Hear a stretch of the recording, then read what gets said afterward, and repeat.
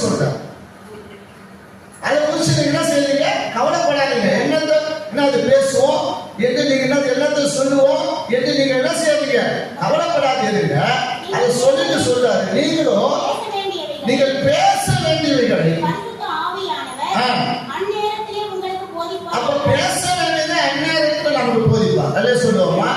அப்ப பேச வேண்டியது மாத்திரம் அல்ல, நாம சொல்ல வேண்டியது, பேச வேண்டியது, ஜெபிக்க வேண்டியது, மன்றாட வேண்டியது எல்லாமே தேவன் அந்த நேரத்தில் நமக்கு போதிப்பார்.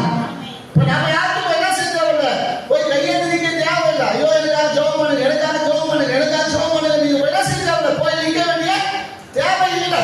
அப்ப ஆவியானவர் நம்ம நடத்துவார். அதே மத்திய சுவிசேஷம் 10ஆம் அதிகாரம் 19-20 வாசிக்கும் பொழுது அவர்கள் உங்களை ஒப்புக் கொடுக்கும் பொழுது எப்படி பேசுவோம் என்றும் என்னத்தை பேசுவோம் என்றும் கவலைப்படாதீர்கள். நீங்கள் பேச வேண்டுவது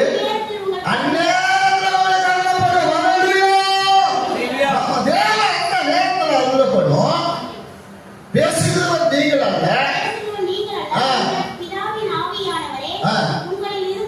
பேசுகிறார். யார் ஆவியானவர்? பிதாவின் ஆவியானவரே உங்களை பேசுகிறார். நீங்கள் அல்ல, ஜெபிக்கிறவர்கள் நீங்கள் அல்ல, மன்றாடுகிறவர் நீங்கள் அல்ல, விண்ணப்பம் பண்ணுகிறவர் நீங்கள் அல்ல, பரிசுத்த ஆவியானவர். அப்ப அவரை நாம தொடங்கி கொண்டுனா நீ ஜெபிக்கிற உட்காந்துனா நீங்க ஜெபிக்கிற நேரம் போதே உங்களுக்கு தெரியாது. அப்ப ஆவியானவருடைய உறுதி, அதான் மகா பரிசுத்தமான விசுவாசத்தின் மேல் உறுதி உள்ளவர்களால் நீங்க ஆவியில ஜெபம் பண்ணுங்க.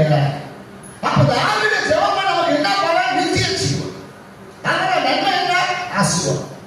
அதனால நன்மை என்ன?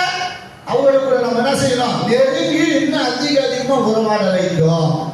அதுதான் தேவன் நம்மளை பார்த்து சொல்லுகிறார். அப்பா நீங்க ஜெபம் பண்ண தந்தாலோ, நீங்க போதிக்க தந்தாலோ, ஒரு வசனத்தை சொல்ல தந்தாலோ ஆவியானவர் துணையை கூப்பிடுங்க.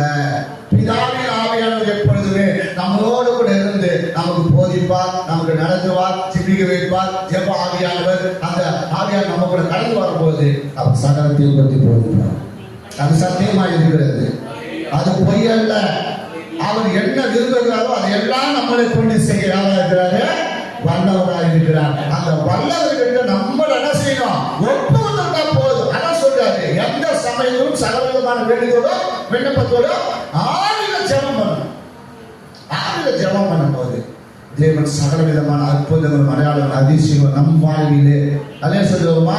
நாம் நினைப்பதற்கும் வேண்டுவதற்கும் நமக்குள்ளே இருந்து என்ன செய்கிறாரா?